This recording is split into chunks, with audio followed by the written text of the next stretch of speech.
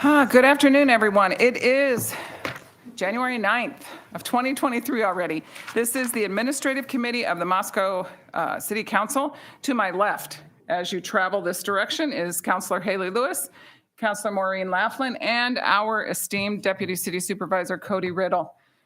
Our first item today on this agenda is the selection of the committee chair and vice chair. I move that we appoint, if she accepts, Haley Lewis. I second and third that. And I am delighted to accept if that's what you guys are ready to buckle up for the next year, for sure. Yes. Excellent. And so with that, anyone Jonesing for vice chair, since you both are in leadership roles? I'll be a vice chair.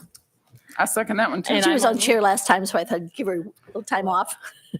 All right. Okay, that was quick. There you go, Miss Haley. Thank you much. All right. So that was our first regular item of business. Next up is the approval of the admin committee meeting minutes from July 11th, 2022, which is a little bonkers to think about. Is weather looked a little different when this committee met last. And maybe this is a silly Robert's Rules of Order question. We are able to approve the minutes despite none of us having been there for the meeting. Yes, if we have no concerns. Correct. If you've reviewed them, yes. Groovy. Yes, I have no move concerns. Approval. But it actually just jumped down at me when I realized how long it had been since I kept thinking the admin had not met for a very long time. But when you Oh, realize wow. the last set of notes were July 11th, and I was still looking at notes in May too. I think there was time before that. I love it. I still Sorry. move approval. Second. All right, sounds good. Moved and seconded, and I have no concerns. Do we need to vote? It says action item? Is it just to move and second? Okay, love it. This is All right, bear with me as we get I dust off my Your government chairmanship. classes. Yeah, which like I'm still exactly. using them. I just, in a different matter now. Okay, item number 3, Idaho Commission on the Arts Grant Application Public Programs in the Arts, presented to us by Megan Cherry. Hello, Megan. How are you? Hello, thank you. Today I would like to request approval to apply for a grant program. This is a grant program that we apply for annually. This is through the Idaho Commission on the Arts. The grant program is intended to support public programming in the arts, hence the acronym PPA. It's part of sort of a dual program that's called Entry Track and PPA. Entry Track is an initial grant program, an opportunity for organizations just starting out in the program. Once an organization has been part of the program for a little while, they move into what's called PPA, making the application process a little bit simpler. We've been moved into the PPA part of that program since FY20, if memory serves. So the question today is if we have approval to move forward with this application for FY24. It's on the other attachment, maybe? Well, Maureen has a I question. have a question. Yeah. Maybe I'm just trying to check it now, but first of all, do you apply for the grant or does our grant person apply for the grant? I complete the application and final report. This is the blank one from this year, and then Okay, this here's is the the, one that was can we go back to submitted. the blank one? Sure. Oh, there we go. The blank one actually talks about it being entry track, but we are not doing entry track because we've gotten it in the past, right? Correct. Yes. Okay, and how Yes. do we use that money historically? So it offsets cost to produce events. They don't require specific reporting for specific events. It's more good. general operating, and the funding levels are based on our annual operating budget in the arts department. So they aren't requiring an line item budget when we report. And there was something in there about keeping track of making sure that we paid people with money from the grant. And I was just curious as to whether or not, and also volunteer hours. When I was on the Arts Commission, you all kept track of everybody's hours. And I was wondering if you then use those to submit as volunteer time? Yeah, definitely. That's something that finds its way into the final report narrative. The application, as you can see, the application for this grant is really simple. But they on the so that's something that we do in January, and then we're doing our final reports in the following June, July, and so that final report time is when we really get to expand out into narrative, including how many hours MAC members have volunteered, our staffing levels, the types of programming that we're offering using that grant support. Okay. The other question I have on that is, are grant funds used to pay your salary, or does the city pay your salary? The arts department salaries are paid through the city general fund. However, we did have a grant in this last year through the Idaho Commission on the Arts that offset personnel costs. So that might be familiar because it was a recent one-time grant opportunity. But this particular one supports programming. Perfect. Thank you so much. Because I'm very reluctant to have hard money positions be converted to grant funding, and then it's hard to find the money again. And so I just wanted to make sure that this was not used, because there's a whole section in there talking about money and paying people and stuff. And I thought, oh no, we don't want to go there. I think a lot of what the Idaho Commission on the Arts is dedicated to seeing artists and culture workers more broadly being paid for their work. So I don't think they're necessarily referencing personnel so much as contract artists being paid fairly. So I love that. I remember that discussion with you when you were introducing the entry level of this, where it was kind of like this whole new concept of actually paying artists what their art is close to worth. And so I am hugely in favor of this. And I love any opportunity to increase the depth of our successful grant writing in the city. Yeah. So I'm in favor of this. Second. Okay. Yeah, and you took my question. So let's see. So what's on the table is that we recommend approval of the public program in the arts grant application for the current cycle. I'm happy with consent agenda. If we all are. Yeah. And then does that mean that we get an update if and when you get notified about receiving the grant? We certainly can do an update at that time. Even if it's an email. It's fun to- Absolutely. Yeah, we usually we get our award letter somewhere around the middle of June each year. So I would be happy to send out an email to council and let you know what we get. Cool. Great. Yeah. Love those. We love those kind of letters. Yeah, Thanks, that's a good Megan. one. Thank you. Thank you. Megan. Okay, in June, not May. Okay, beautiful. If I can read my own handwriting. Next up, item number 4, Winterfest Alcohol Use Request in Entertainment District, presented today by Amanda Argona. Hi, Amanda. Welcome. Afternoon. Sorry. So before you all today in your packet is a alcohol use request in the entertainment district. As many of you are aware, our office facilitates the permitting of community events, and that also means some additional resolutions when there's alcohol involved. And so the Moscow Chamber of Commerce and Visitor Center is hosting their second annual Winter Fest on Saturday, February 4th from 12 to 4 in the downtown area. And so they anticipate about 9 licensed beer and wine vendors. All of those beer and wine vendors have to get a catering permit, so they'll still follow that same process.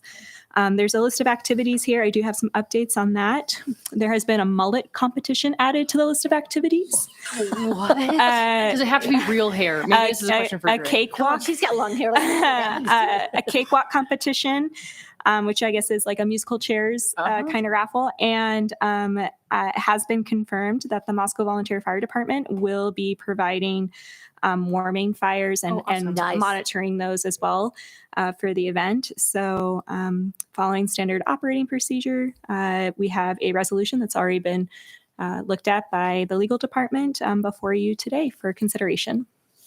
And I appreciate that the hours are from 12 to 4 because it gives me something to do instead of wait for the sun to set at 3 p.m. and be sad by myself at home with the dog. So this sounds like a lot of fun. I don't have any concerns other than enthusiasm. So any questions? I'm thrilled to hear that the fire department is going to be doing the a great warming idea. fires, because that was when we talked about this back in my days with the chamber. They didn't want anything to do with open flame, and maybe it was me in open flame, but I'm happy to see the collaboration and fun coming together. That's awesome. And the applicant is here today if you all have any additional questions that I cannot answer on I behalf don't know of if the we event. have any. So I'll ask one since Dre came. Dre, would you like to join Come on us up, at the Dre. table? Yes. So we've got Dre Armand here from the Moscow Chamber of Commerce. And so I know one of the big values for these downtown block parties is making sure that they're family friendly. And I'm looking at the list of events and I'm like, I would be excited if I was like a 12-year-old getting dragged down so my parents could go be social. So is it looking like a pretty even split of events that are going to be absolutely available to people of all ages to complement the things that happen to be drinking in our entertainment district with the alcohol permit and the cool vendors downtown? I love that question. Thanks, Haley. So I think that we will actually have more family-friendly activities than we will have alcohol vendors. Cool. Typically, we've had about a 50-50 split, but yeah, we're looking at making this a very family-friendly event. And we actually, for this event, have taken away the pre-sale option for tickets because that was creating some confusion of the events Yeah. have always been free and open to the public. Yeah. You only have to purchase a ticket if you're going to consume alcohol. Oh, sweet. So you can just do that day of the event, grab a wristband, a mug, all the things. I love it. I looked at some of those activities and they looked like so fun. I was a little looking, as I see it, all the snow in my backyard melting, I think, snowball bullseye toss. I thought, okay, are we collecting snowballs now? Yeah, I have room in my freezer Who if do you I need it. talk to at the city about the weather? Yeah. That's Art, Mr. Mayor Bedke, absolutely. Yeah. Art's in charge of it. Call in a favor. Yeah. No concerns for me. Does this have to be on consent because it's a resolution? Or because regular because it's a resolution, or can it be on consent? It can certainly be consent. I'm Yeah. consent. Sweet. All right. thank you. Thanks, Amanda. Thank you. Thank you, Amanda. Thanks, Dre. Okie dokie. And last on our list, we have item number 5, consideration of the Moscow Area Mountain Bike Association License Agreement, MAMBA, for the Moscow Mountain Property Trail Proposal presented by David Schott. Hi, how are you? Welcome. Hello. I love MAMBA. It's the best acronym, too. You guys won Best Acronym Award. If I could give that award, that's what I'd give. Well, good afternoon. Thank you so much for having us this afternoon. Again, this is a consideration of the MAMBA license agreement for a Moscow Mountain Property Trail proposal. I would like to introduce Sandra Townsend with MAMBA that was instrumental in putting this proposal together. That's included within your packet. Just a little bit of an introduction. So MAMBA has reached out to the city of Moscow with a trail proposal for the Moscow Mountain property. The proposal includes construction of a trail system on the property that'll connect in with surrounding trails in the area. Just a little bit of background. The Moscow Mountain property is located at the top of Moscow Mountain, as you can see on the map below. In 1941, Harry and Nina Powell donated 20 acres for watershed and recreational purposes to the city of Moscow through a deed of gift. Currently, the property is not developed, and we don't have any future plans for the property. So it's good timing here.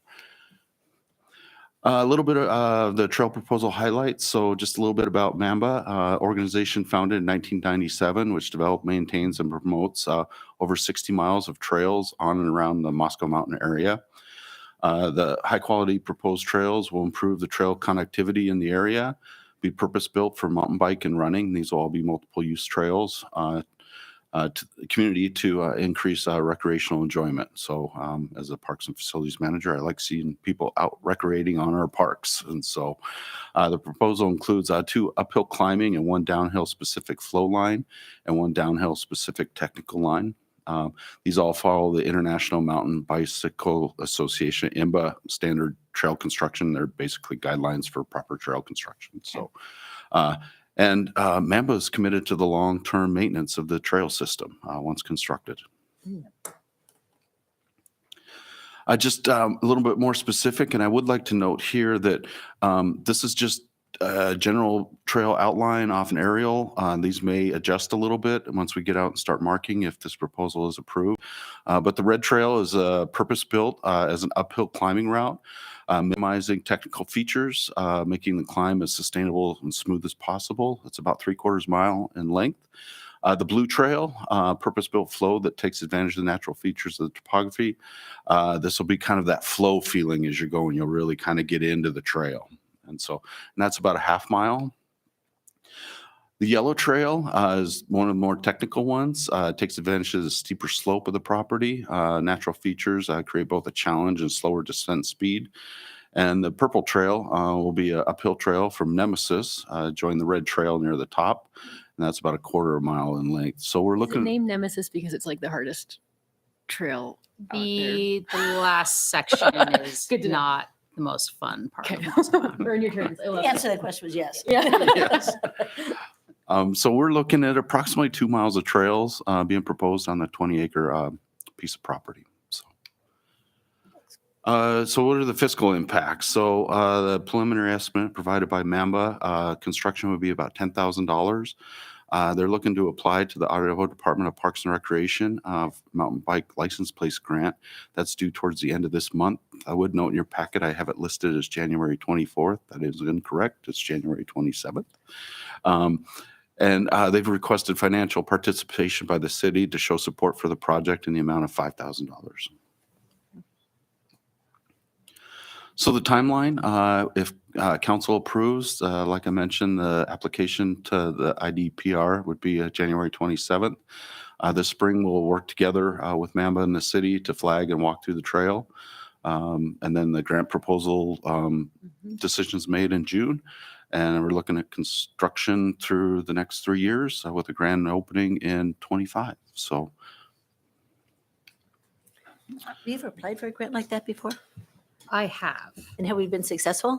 I have. Oh, great. That's all I need to know. I wonderful. have not applied for this one specifically. So the person who oversees that grant in the area, Tiffany Brunson, I believe is She's her name. awesome. She's great. I went down to Lewiston for their little talk in October. We've been in talk over the years. We've always wanted to apply for this grant. Mamba has gotten this grant in the past. I want to say probably 10, 15 years ago. The grant has evolved over the years, for sure. I think in the past, there was some more, the state wants to make it really obvious that people are supportive of their grants. So there was a lot more rigorous kind of applications where it's not just you're mountain biking, here's some money kind of deal. So we've historically not been able to get the grant because most of the trails are on private property, as most people Right. know on Moscow Mountain. So when we saw this property and kind of started talking with people, yeah, exactly. It's like, okay, we really need some money for some tools, some backlog maintenance. And so this is going to be, we're very excited about this project. This is a way for us to get some new tools in our inventory also to help out with that, which will be great. And you guys are taking care of all the maintenance of it after it's built? Yes. Okay. Yep, just like we do with the rest of our trails, it would be just I know. part of that situation there. So a little bit of background of how we do our maintenance. Traditionally, we'll have, it's all volunteers, all volunteer built, which is something that we're really proud of and want to continue that tradition. This is something where we probably could have gotten money for a contractor to come in. There's just so much community buy-in when everyone's actually moved some dirt that we really enjoy, and we want to keep that going. But all of our trails will have someone who like adopts a trail, and then if there's bigger, longer term issues that come up, we need to rebuild a bridge, something like that, we'll get some money and we'll go out and we'll actually fix it up and such. We'll talk with folks if we need to retire trails, and that's obviously something that we would talk with the city and such. Every trail, there is a lifespan for it, and so we're committed to the lifespan of the trail for sure. Cool. You have all kinds of rules and regulations around what maintenance means and that sort of thing. I mean, is there an agreement other than we're going to take care of the trail? I think it's spelled out in the license agreement, Okay. but essentially they're following the national standards for the construction and maintenance of the trail. So I don't have any concerns given their track record of the trail maintenance already out And there. I'm not questioning their quality level. I'm just saying it's always good to have these things hammered out in the beginning rather than, oh, wait, now we've He got a said, she tree said. down and what do we do? You know, that kind of thing. So, okay. And what is the lifetime of a trail? That's an excellent question and much more complicated than you think to answer. Okay. So I apologize if I say it depends. So great if you're answer. in areas like if you're for mountain biking specifically, I'll kind of talk to if you're in an area such as Bellingham, which has moisture soil, it goes down a lot. Those are areas that need almost monthly maintenance. And if they don't get the love that they need, yeah, it's quite expensive. They can be gone in 2 to 3 years. Wow. Wow. The areas that we have here, we'll have a couple trails that are less used. I would say they're kind of, you wouldn't actually notice that there's a trail there anymore, probably in like 4 to 5 years. And so most of our trails that gets used, that helps with kind of the maintenance with it and such. We go up, if a tree comes down, like we're going to chainsaw part of the tree to keep access open, that Yeah. kind of stuff. Yeah. And then if we have to reroute for erosion, we talk with landowners and such. Most of the landowners we've said like, hey, you do what you think needs to happen. If we're talking about major reroutes, like please clue us in, that kind of thing. But every trail does have its lifespan. We just don't know Yeah, until until it's you get it. built. Yeah. I have one more question. If I for just it. kind of was Go for it. dominating You here. good? What's the impact to the land? Are you anticipating 10 trees need to come down, or are you going to go around all the trees? What's the Totally. We do not like cutting living, standing trees. That's not our style. However, trees do sometimes inconveniently grow in the exact spot that would honestly be The safest turn or the safest Yeah. area and also the most sustainable area. It just happens that it's there. That's something where we talk with the landowners. We have landowners that we work with that all cedars are sacred. You cannot cut down a cedar. Ponderosa, go for it. So that's, again, kind of talking with the landowner about that. I don't anticipate, especially with this area where it's higher up and the trees are pretty well spaced up, especially in the steeper sections, that we'd have to do that. But I just don't know until we actually flag out, we walk it, talk with the folks who are representing the city and go like, hey, this is what we're thinking. Can we take this one tree out? We're not going to rogue cut. we It's should a very have- good question. That's a very good Yeah. answer for the tree queen. Yeah, it is. I'll admit Tree that. I'm a commission, big yep. fan of cedars, so I'm hearing you on No, that. Queen absolutely. commission. It'd be fun to see it flagged. I don't know how many of us have that ability to set up a trail. I mean, I think it'd be neat to see. So if there's a way to bring out a bunch of newbie counselors who probably will meddle in every single thing up on that hill, it'd be fun to I can see sweep it. pine needles Yeah, out of and the we way. definitely we flag, and then if you want to get into the nitty gritty here, we'll Yeah. flag, and then we'll create what we call a corridor, and so we'll actually use brush cutters and such. We'll kind of create the visual aspect that helps us build. We start with the maps, obviously, and we work Sure. with what we got to the best of our ability, and then we flag it out. We usually walk a couple of times with landowners, going like, hey, especially both up and down the trail, because things just look different. You're like going down, like this isn't going to work the way we wanted to. Yeah. We pay a lot of special attention to corners. Corners are always kind of the trickiest areas. Corners have a tendency to become their own massive projects. So just making sure that there's a nice sustainable grade when it comes to that. And then when we actually start digging, we don't know what's under the ground. Like maybe there's a massive hole that's there. Maybe there's a huge rock, becomes a feature or becomes something that we have to go around. And if we come across any major obstacles, we're like, we have to reflag this whole thing. Like we stopped digging, we called the landowner, we're like, hey, let's talk What's about the this. That's the move? problem. Yeah. Yeah. I think she could probably talk me into most anything. But I like the approach. It feels measured and careful and kind of in keeping with our community in general. I don't want this to go on consent if possible, because I want all 6 of us to be able to I'm happy ask with it on questions regular. again, if that's possible. But I could not be more in favor of it, but I just want everybody to ask their questions. Can't we say that we, Recommend Recommend approval? Sure. I had 2 really short ones. So I'm seeing that Bennett is mostly our neighbors on either side. Very Are much. they neighbors on all 4 sides of the city parcel? They are as of this year. And any concerns from them on increased traffic if you find some new folks that are falling in love with mountain biking. I really like downhill skiing, but I like it because I get a chairlift back up to the top, so I don't really have to earn my turns.